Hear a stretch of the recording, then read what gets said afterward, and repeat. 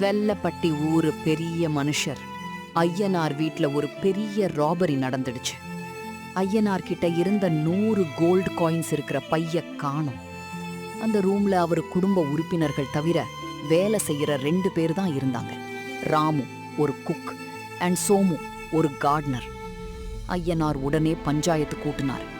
ராமு சொன்னா, நான் சமையல் அறையில இருந்தேன், அங்க இருந்த ஹால் பக்கமே வரல. சோமு சொன்னா, நான் தோட்டத்துல வேலை செஞ்சிட்டு இருந்தேன், எனக்கு எதுவும் தெரியாது.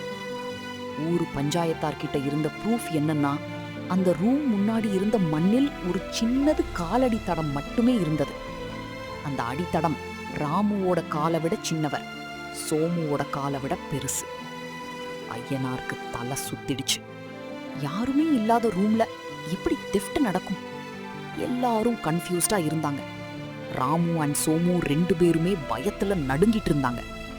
ஐயனார் கிட்ட இருந்த அந்த கோல்டு காயின்ஸ் அவர் ஒரு பெரிய பிசினஸ்க்காக வச்சிருந்தார். இப்போ அது இல்லைன்னா அவர் ரோடுக்கு வந்துடுவார். பஞ்சாயத்து தலைவர் அவரை நம்புன 2 பேரையும் இன்வெஸ்டிகேஷன் பண்ணுவார்னு சொல்லிட்டார்.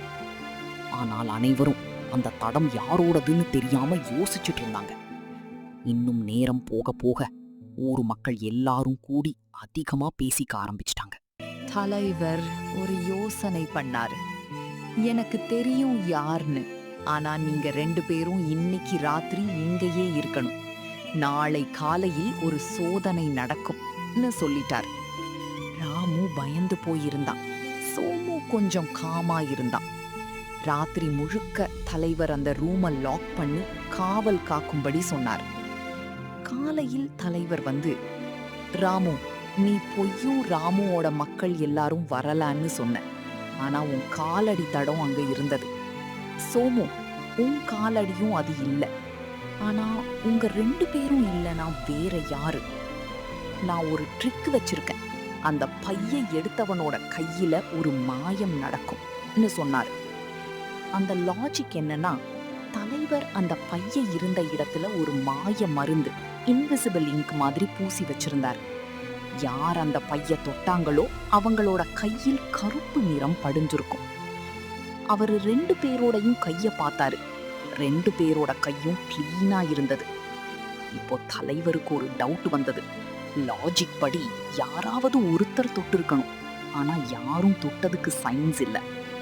இது ஒரு பெரிய ட்விஸ்டா போச்சு. ஊரு மக்கள் எல்லாரும் இது கடவுள் செய்யும் மாயம்னு நம்பி பயப்பட ஆரம்பிச்சிட்டாங்க. தலைவர் விட்டு கொடுக்காம இன்னும் ஆழமா யோசிச்சாரு. 2 பேரும் தொடலன்னா பின்ன யார் எடுத்திருப்பான்னு யோசிச்சு அவரு ரூமை கம்ப்ளீட்டா அப்சர்வ் பண்ணாரு. ரூமோட நடுவுல இருந்த ஒரு சின்ன வென்டிலேஷன் கேப்ப பார்த்தாரு. அந்த கேப் வழியா ஒரு குழந்தை கூட நுழைய முடியாது. ஆனா அங்க ஒரு சின்ன மாவு கொட்டி கிடந்தது. ராமு சமையல் பண்றவன், அவனோட கையில மாவு இருக்கும். சோமு தோட்டத்துல வேலை செய்யறவன், அவனோட கால்ல மண் இருக்கும். இப்போ தலைவருக்கு புரிஞ்சுது. ராமு, நீ உன் கைய கழுவுன, ஆனா உன் கையில இருந்த மாவு உங்க வீட்டு பையன் கையில இருக்குன்னு சொன்னாரு. ராமு நடுங்கிட்டான். ட்விஸ்ட் என்னன்னா, தெஃப்ட் பண்ணது ராமு இல்ல, அவனோட 10 வயசு பையன்.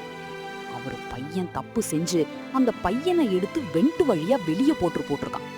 அதனாலதான் ராமு கையில மாவு இல்ல, சோமு கையில மண்ணும் இல்ல. ஆனா அந்த காலடி தடம் ராமுவோட பையனோட சின்ன கால் தான். ராமுக்கு தெரியாம தான் இவன் எல்லாத்தையும் பண்ணிருக்கான்.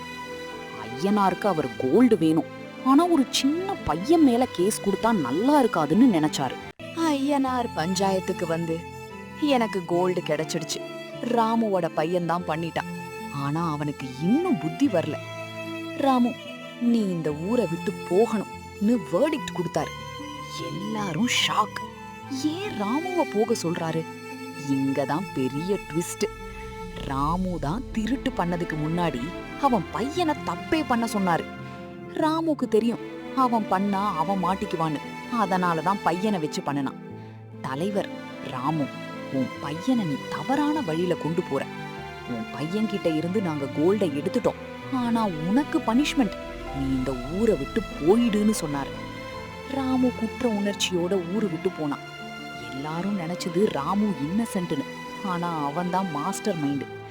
ஐயனாருக்கு அந்த கோல்டு காயின்ஸ் ஒரு சின்ன கேப் வழியா அவன் பையன் போட்டதும் அவர் அப்பவே அப்சர்வ் பண்ணிட்டாரு. எல்லாம் லாஜிக்கலா முடிஞ்சுது. ஊரு